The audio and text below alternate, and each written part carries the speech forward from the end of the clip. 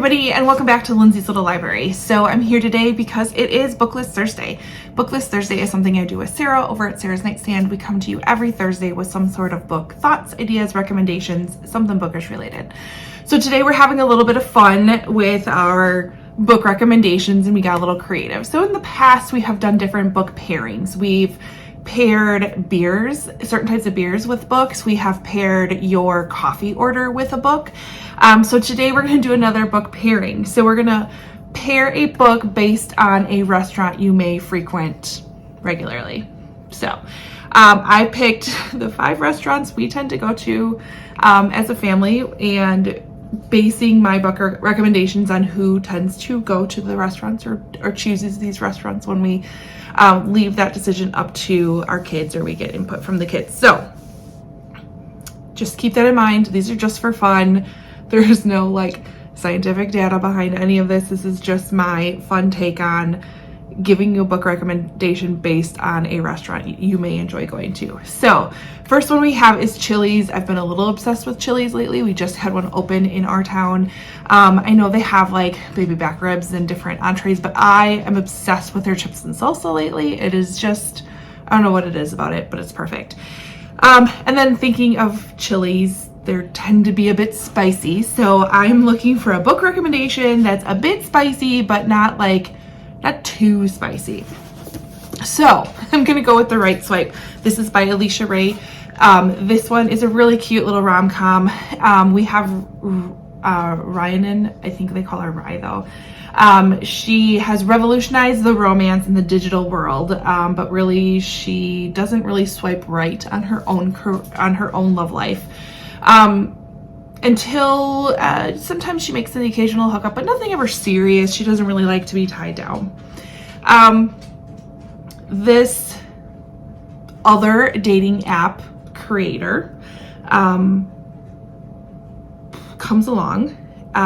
Sexy, seemingly sweet hunk woos her one magical night, and then he kind of disappears. And they are eventually, as time goes on, they're kind of thrown back together, and they have to kind of go through like, why'd you ghost me? What's happening? Well, now we have to work together, but I don't really like each other. Kind of that type of thing. I mean, there's nothing phenomenal about this. It is just a really sweet, palate cleansing rom-com of a book that's got a little spice to it, but not too much. Then we have my son's choice of fast food restaurants. Is McDonald's. He likes a good Big Mac. I mean, what can I say? And when I think McDonald's, I think of kind of the all-American fast food restaurant. So all-American to me means, you know, some football on a Friday night. So I have read this. This is part of a series. This is Until Friday Night by Abby Glines. I believe there's 3 books. At least that's what I have. We have kind of your cocky football star. He's that guy. He's handsome, popular, the dude that wins the state championships. And he doesn't allow a lot of people at school to really see who he is. He's actually really grief-stricken. His father has been slowly dying of cancer, but he hasn't really told anybody that because he doesn't like to face that truth. He likes to put on this persona there. Until Maggie comes to town. She witnessed her father murder her mother.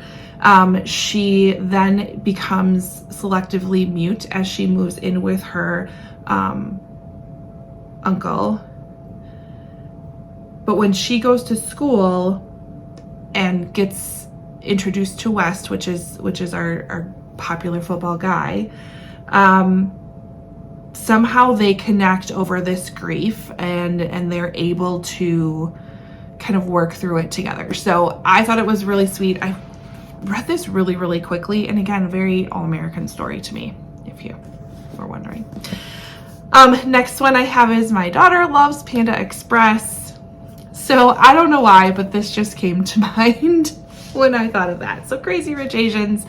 Panda Express is one of those that like, it's kind of like popcorn to me. Like I could eat some orange chicken just all the time. So Crazy Rich Asians was a book like that for me. This is by Kevin Kwan. This was popcorn to me. I couldn't get enough of it. We have Rachel, and she agrees to spend the summer in Singapore with her boyfriend.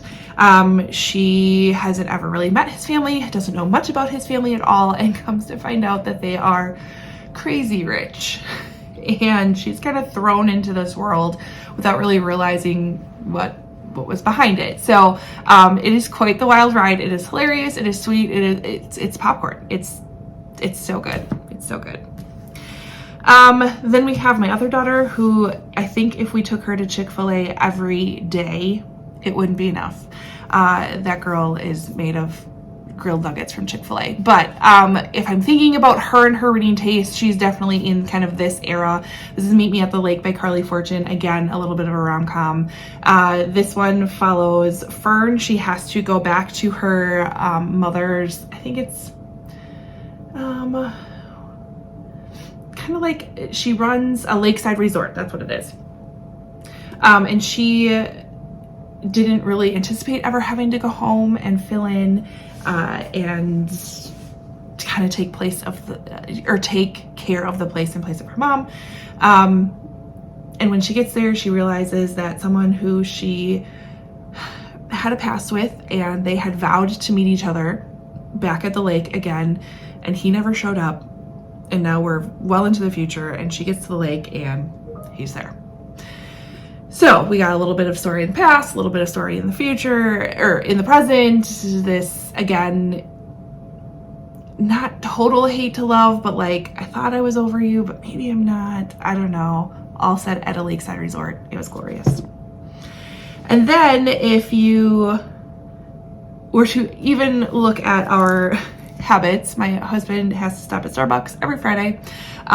He is obsessed with their bacon smoked whatever sandwich thing he gets. And he also gets the lemonade, and then he tends to pick me up a coffee. So Starbucks in my mind is like where you go when you need to wake up. So we go to Starbucks before we head to early morning basketball tournaments or soccer tournaments or whatnot. But that's how we wake up. So in my mind, to wake up, we need some sort of thriller, mystery, suspenseful craziness going on. So we have The Good Daughter by Karen Slaughter, because Karen Slaughter is the queen of craziness. This one, we have two girls are forced into the woods at gunpoint, and one runs for her life and one is left behind.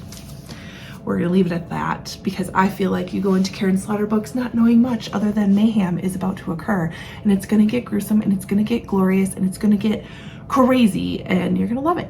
So that will wake you up, my friends.